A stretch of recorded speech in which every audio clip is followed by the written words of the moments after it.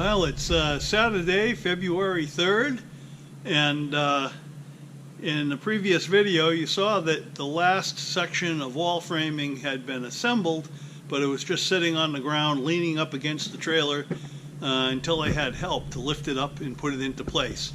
And that happened a few minutes ago. But if you've watched previous videos, you've heard me explain how my wife and daughter do not like to be included in any of the videos. They don't want to be videotaped. So I did not shoot any video of the process of lifting the wall into place. However, you've seen me lift the wall into place by myself. It's the same process. It's just with more hands and makes it easier. And right now it's temporarily clamped into place. You can probably see it over my shoulder maybe.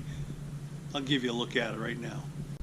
The last wall section, the left front section in front of the wheel well going all the way to the front of the trailer, and that was just put into place. It's only clamped right now. It's not secured with any screws or nails.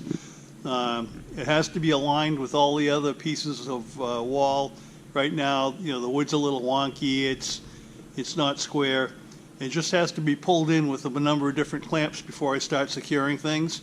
Got to check it with the levels. And once that's secured, I'm going to finish the framework, because there are two more windows that have to go in. That's why you see a couple of big gaps. There's a big large window near the center of the trailer, midships there.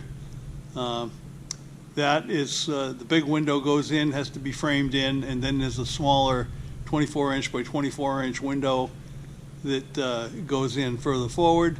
Those are the last two windows, and that will complete all the framework and tying in the wall sections.